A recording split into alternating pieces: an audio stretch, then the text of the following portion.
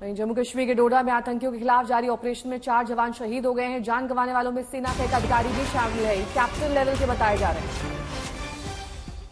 इस वक्त डोडा में आतंकियों के खिलाफ ऑपरेशन चल रहा है। यह एनकाउंटर उस वक्त शुरू हुआ जब राष्ट्रीय राइफल्स और जम्मू कश्मीर के स्पेशल ऑपरेशन ने डोडा से करीब 55 किलोमीटर की दूरी पर डेसा जंगल में आतंकियों के खिलाफ सोमवार की शाम सर्च ऑपरेशन शुरू किया। सुरक्षा बलों के पहुंचते ही आतंकियों ने गोलीबारी शुरू कर दी, भागने की कोशिश करने लगे। सुरक्षा बलों की कार्रवाई जारी रही। सेना ने जानकारी दी है कि आतंकी मुठभेड़ में कैप्टन ब्रजेश थापा, नायक डी राजेश, सिपाही ब्रजेंद्र, सिपाही अजय शहीद हुए हैं। आर्मी ने सभी शहीदों को श्रद्धांजलि दी है। ये ब्रजेश थापा की आप तस्वीर देख रहे हैं, ये भी इस ऑपरेशन में शहीद हुए हैं। गमजदा परिजनों को सांत्वना सेना की ओर से दी गई है। कैप्टन ब्रजेश थापा, नायक डी राजेश शहीद बताए जा रहे हैं।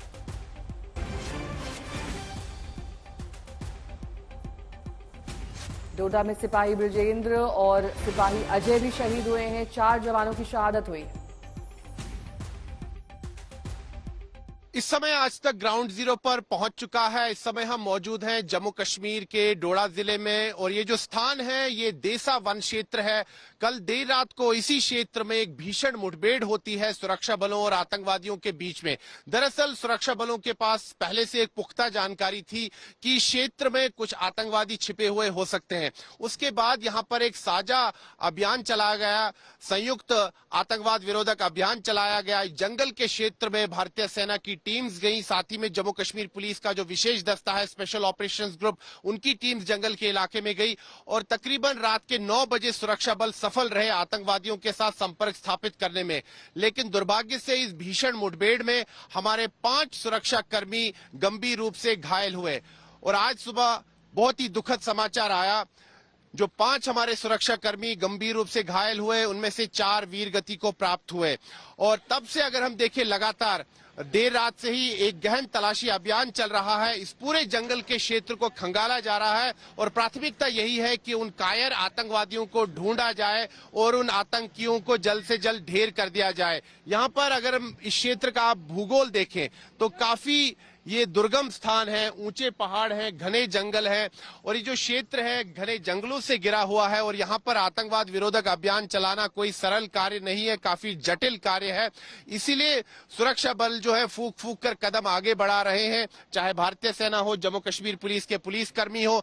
गहन अभियान चल रहा है, यहाँ संयुक्त आतंकवाद विरोधक अभियान चल रहा है और प्राथमिकता यही है कि आतंकवादियों को जल्द से जल्द ढेर कर दिया जाए। लेकिन ये यहाँ पर अगर हम देखें तो जम्मू संभाग के जो पहाड़ी क्षेत्र हैं, चाहे डोडा हो, किश्तवाड़ हो, राजौरी हो, पुंछ हो या कठुआ के भी जो पहाड़ी क्षेत्र है, वहां पर आतंकवादी गतिविधियां बढ़ चुकी हैं और जो जानकारी सूत्रों के हवाले से मिल रही है कि ये जो पहाड़ी क्षेत्र है यहाँ पर जम्मू संभाग में, यहाँ पर आतंकवादी भारी संख्या में पहुंचे हुए हैं और अगर इनकी संख्या बताएं तो सूत्र कहते हैं कि लगभग 40 से 50 के आसपास आतंकवादी डोडा, किश्तवाड़, राजौरी, पुंछ और कठुआ के पहाड़ी क्षेत्रों में छिपे हुए हैं।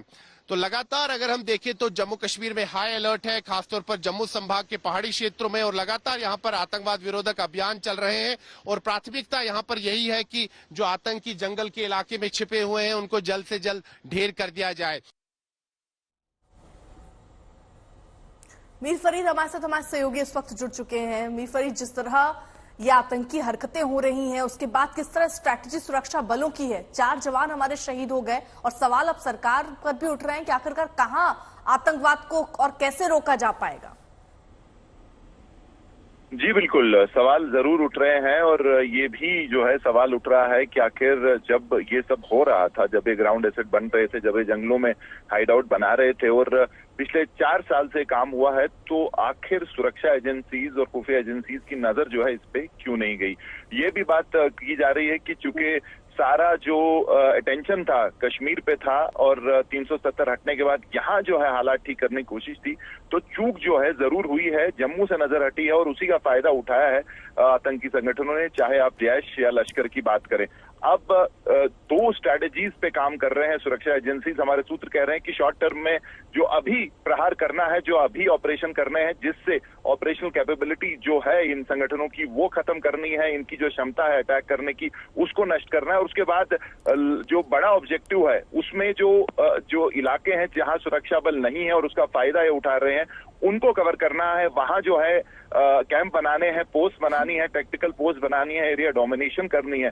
तो ये जो है एक लंबी स्ट्रेटजी है, लेकिन फिलहाल के लिए ये जो हमले हैं इनको रोकना पड़ेगा क्योंकि काफी क्षति सेना को हो रही है। एक के बाद एक जो है ऐसे हमले हो रहे हैं और इसके लिए अभी जो टेक्टिकल टीम बनाई जा रही है, पुलिस, सेना और सीआरपीएफ की मिलके छोटी छोटी टुकड़ियों में ये जो है स्ट्रेटजी है कि इनको अंदर भेज के जो है जो हाइड आउट है और जहां ये छुपे हैं वहां जो है प्रहार करना है। तो उस दिशा में अभी काम हो रहा है, लेकिन फिलहाल के लिए जो है खतरे की घंटियां हैं, इसमें कोई शक नहीं है। एक के बाद एक जो है हमले हो रहे हैं और न सिर्फ नीचे आके हमले कर रहे हैं बल्कि जो सेना की टुकड़ियां ऊपर जा रही हैं उन पे भी जो है एम्बुश हो रहा है, सर्च पार्टीज पे भी एम्बुश हो रहा है। तो उसको लेके जो है काउंटर स्ट्रेटजी हो रही है और अभी जो है हाईएस्ट लेवल पे आपको कह सकता हूं, चाहे आप जो है रक्षा मंत्री की बात करें, उन्होंने भी जो है इस बारे में आर्मी चीफ से बात की है।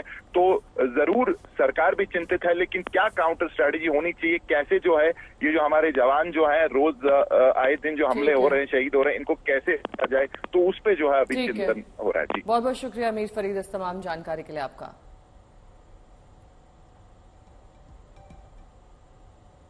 प्रमोद तिवारी और गिरिराज सिंह इस हमले को लेकर क्या कुछ कह रहे हैं, सुनिए। पर दुखद है, दुर्भाग्यपूर्ण है कि पिछले 38 दिनों में 9 हमले हुए हैं, 12 हमारे बहादुर जवान शहीद हुए हैं, 13 जवान जीवन और मौत के बीच संघर्ष कर रहे हैं, 10 मैं कह सकता हूं जो पूरी तरीके से निर्दोष शहरी मारे गए हैं, उन्होंने अपने जानों की कुर्बानी दी है, 44 सिविलियन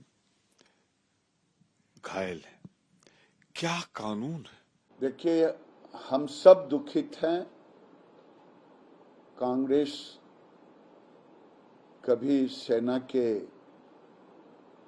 शौर्य पर प्रश्न चिन्ह खड़ा करते हैं, लेकिन आज अगर हमारे जवान शहीद हुए हैं तो हम सब दुखित हैं, लेकिन दहशतगर्द बचेंगे नहीं। आपने देखा है पहले भी और आगे भी उनकी दुर्गति यही होगी।